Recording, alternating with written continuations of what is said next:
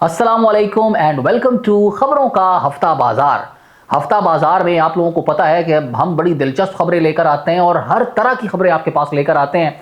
हर दुनिया की कहीं से भी रिलेटेड खबरें हम आपके सामने रखते हैं। हम जानते हैं कि इस वक्त आप ईद की खुशियों में मगन हैं, लेकिन ये खबरें आप लोगों की ईद की खुशियां खराब नहीं करने वाली, बल्कि ईद की खुशियों का जो मजा है उसको दोबारा कर देंगी, क्योंकि बहुत ही दिलचस्प खबरें हैं। ईद को सामने रखते हुए हम आगाज करते हैं हॉलीवुड से। और हॉलीवुड में आपको मैं किसी फिल्म का ट्रेलर के बारे में नहीं बताने लगा, बल्कि हॉलीवुड से रिलेटेड एक खबर है जो कि बहुत ज्यादा गर्दिश करती रही सोशल मीडिया के ऊपर, और वो है हैवियर बारडेम के हवाले से। और ऑस्कर्स के अवार्ड्स हो रहे थे, उनको बुलाया गया स्टेज के ऊपर, प्रियंका चोपड़ा भी उनके साथ वहां पर मौजूद थी, और इनको इसलिए बुलाया गया था कि इन्होंने किसी को अवार्ड प्रेजेंट करना था। उस दौरान इन्होंने दो अल्फाज स्टेज के ऊपर कहे जो कि पूरे सोशल मीडिया के ऊपर सारा हफ्ता गर्दिश करते रहे, और वो अल्फाज थे no to war and free Palestine. ये दो अल्फाज थे, no to war, free Palestine, और उसने धूम मचा दी। बहुत से ऐसे लोग थे, मेजॉरिटी ऐसी थी जिन्होंने इस बात को अप्रिशिएट किया, और फलस्तीन की जो मूव है, उसकी आज़ादी की जो मूव है, उनकी जो आवाज़ है, उस हवाले से इनको बड़ा अप्रिशिएट किया गया कि इन्होंने बड़ा अच्छा किया कि फलस्तीन के लिए आवाज़ उठाई। लेकिन कुछ लोग ऐसे थे कि उन्होंने कहा कि यार ये हॉलीवुड से रिलेटेड एक इवेंट था और उसमें इनको पॉलिटिकल स्टेटमेंट नहीं देनी चाहिए थी। लेकिन मुझे लगता है कि पॉलिटिकल स्टेटमेंट हरगिज़ नहीं थी, ये इंसानियत की बुनियाद पर एक स्टेटमेंट इन्होंने दी थी।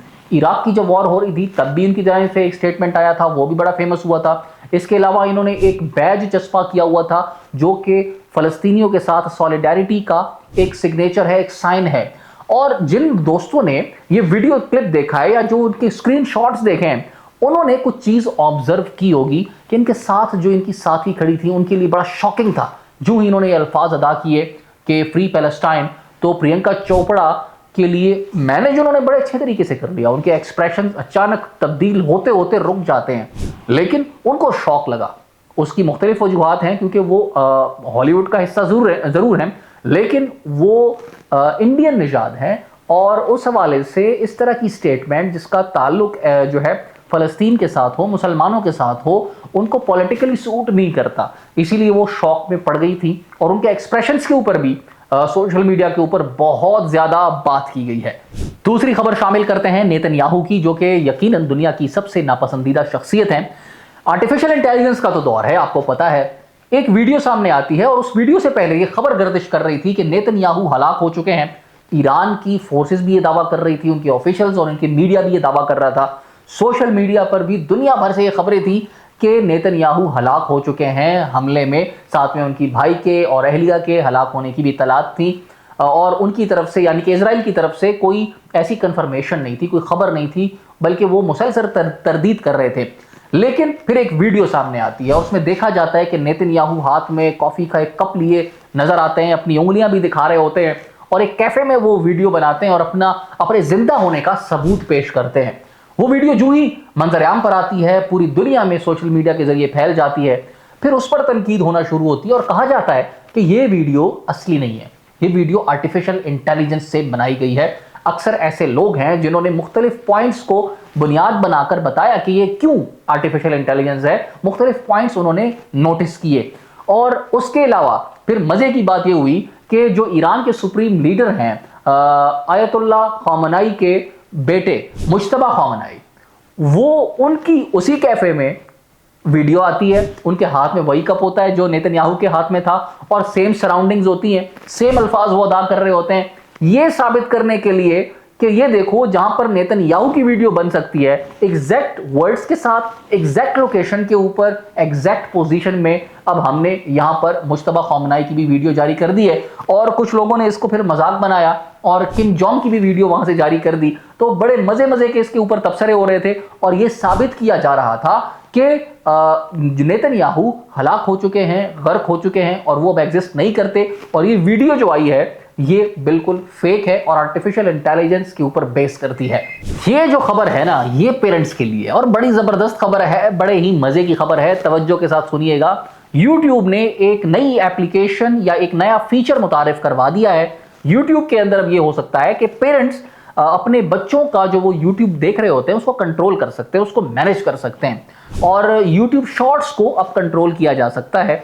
ये याद रखिएगा कि YouTube शॉर्ट्स बहुत खतरनाक होती है। क्यों खतरनाक होती है? कि उसके स्क्रॉलिंग की जाती है, मुसलसल स्क्रॉलिंग की जाती है, जिसकी वजह से टाइम का बेहद ज़्यादा होता है और जो जहन के ऊपर भी जो चीज़ें होती है वो तेज़ी के साथ उनका इन्फ्लुएंस होता है, ख़ास तौर पर जो छोटे बच्चे होते हैं जिनकी मोबाइल तो बच्चों को दे दिया जाता है, पेरेंट्स दे देते हैं, लेकिन उनके ऊपर कंट्रोल नहीं रहता। तो YouTube ने वो मामला हल कर दिया है और पेरेंट्स के लिए बड़ी खुशखबरी है कि अब वो शॉर्ट्स को कंट्रोल कर सकेंगे। अब पेरेंट्स ये तय करेंगे कि कितनी देर उनके बच्चे शॉर्ट्स देखेंगे, उसके बाद ऑटोमेटिकली YouTube उनको वो शॉर्ट वीडियो दिखाना बंद कर देगा। और इसके साथ साथ ये भी हो सकता है कि वो पेरेंट्स जो है उसमें ब्रेक का टाइम रख सकते हैं, उसको मुस्तकिल तौर पे बंद कर सकते हैं, स्टडी के टाइम के ऊपर उसका टाइमर सेट कर सकते हैं।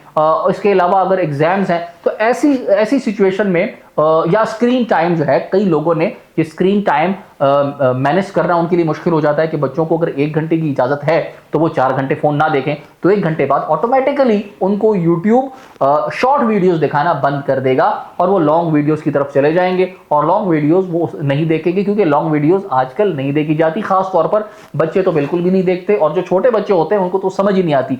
तो ये बहुत अच्छी बात है, बहुत बड़ी बात है, खास तौर पर जो लोग बच्चों को एजुकेट करने के हवाले से बड़ा उनको कंसर्न रहता है और बच्चों की परवरिश में जिनको लगता है कि शॉर्ट वीडियोस या मोबाइल की एक्सेस जो है वो अच्छी नहीं है, तो उनके लिए बड़ी खबर है। और इस तरीके से इस एप्लीकेशन को या इस फीचर को इस्तेमाल करके वो अपने बच्चों का फ्यूचर सेव कर सकते हैं और उनको जो मोबाइल फ़ोन है उसके इस्तेमाल में कमी ला सकते हैं।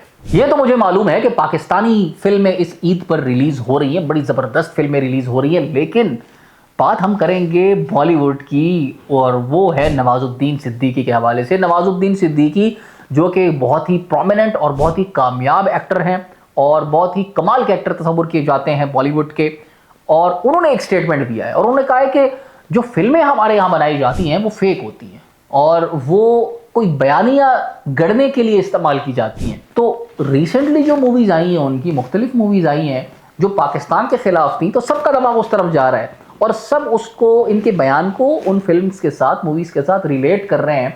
और फिर जो खबरें दी गई थी पाकिस्तान और भारत के दरमियान जंग के दौरान, उनके साथ भी रिलेट किया जा रहा है। उस वक्त जो मीडिया का किरदार था उसको भी सामने रखा जा रहा है कि मीडिया ने किस तरह आकर कराची को फतह कर लिया था और जो हमारा लाहौर के अंदर पोर्ट है वो तबाह कर दिया था। बाकी उनकी जो फोर्सेज हैं वो तकरीबन इस्लामाबाद के करीब थी।